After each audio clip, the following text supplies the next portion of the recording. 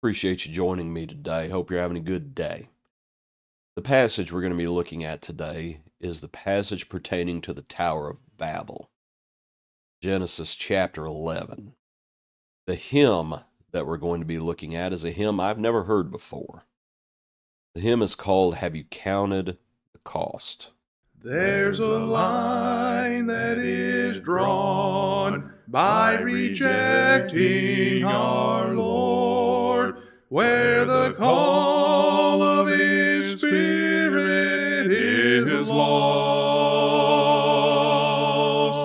and you hurry along with the pleasure mad throng. Have you counted? Have you counted the cost? Have you counted the cost if your soul should be lost, though you gain the whole world for your own? Even now it may be that the line you have crossed. Have you counted? Have you counted the cost?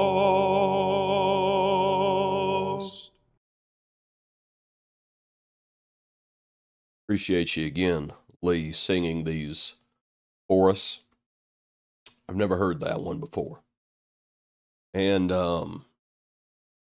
it's a powerful hymn, based, of course, on a passage in the New Testament, but hopefully we can see how it would apply to our passage today. Tower of Babel, Genesis 11, verse 1. Now the whole earth had one language and one speech. And it came to pass, as they journeyed from the east, that they found a plain in the land of Shinar, and they dwelt there. And then they said to one another, Come, let us make bricks, and bake them thoroughly. They had brick for stone, they had asphalt for mortar. And they said, Come, let us build ourselves a city, and a tower whose top is in the heavens. Let us make a name for ourselves, lest we be scattered abroad over the face of the whole earth. But the Lord came down to see the city and the tower which the sons of men had built. And the Lord said, Indeed, the people are one, and they all have one language. And this is what they begin to do. Now nothing that they propose to do will be withheld from them. Come, let us go down, and there confuse their language. And the people would end up being scattered. Have you counted the cost? You know, they said, we want to make a name for ourselves. And we can do the same thing. We just want to make a name for ourselves. We just want to make something for ourselves.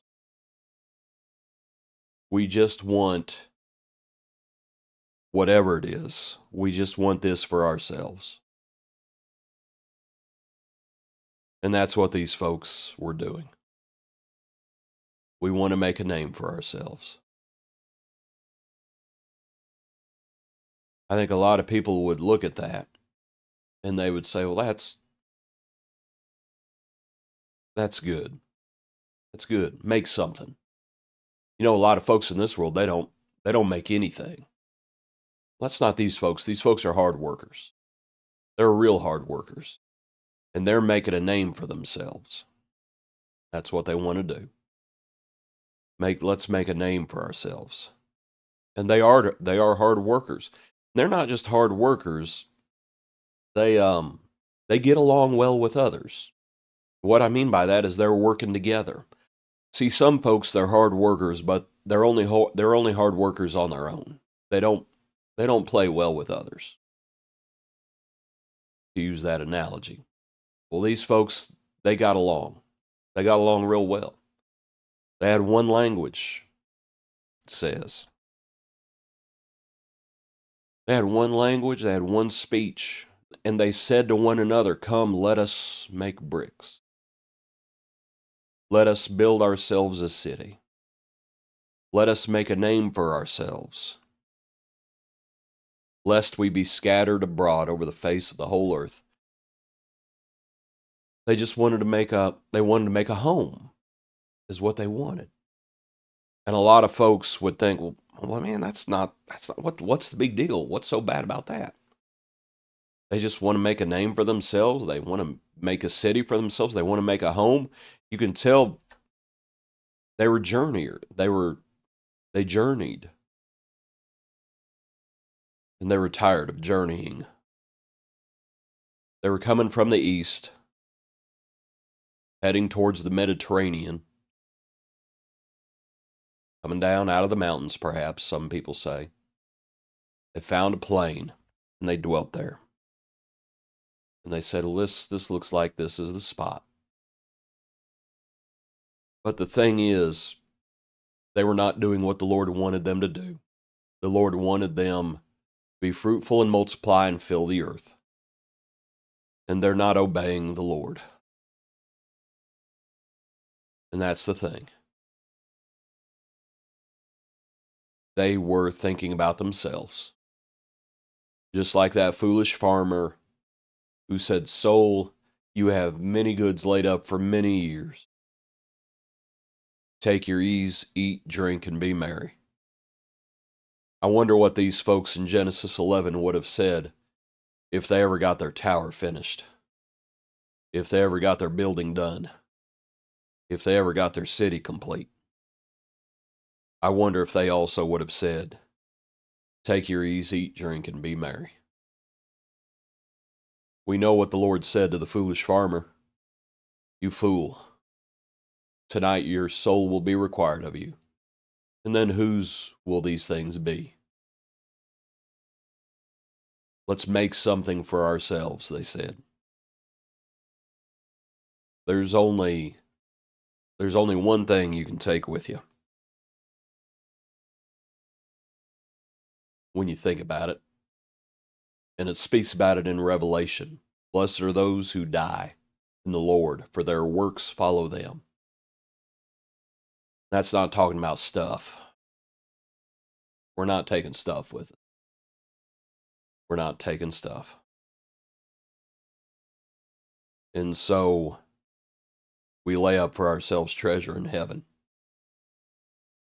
And we remember that we're still just pilgrims and sojourners. And we better be real careful living in our homes and meeting in our buildings and dwelling in places that have foundations. We better always remember. We better always remember that we're just pilgrims. And we better do what the Lord tells us to do. Always. Unity is a good thing and hard work is a good thing, but only if it's united with the Lord and only if it's working for the Lord. That's the only way it's a good thing. And in the Tower of Babel, they weren't doing what the Lord wanted them to do. Hope this brief study's been helpful for you. Appreciate you. Have a good day. Join us tomorrow for another portion of our daily praise.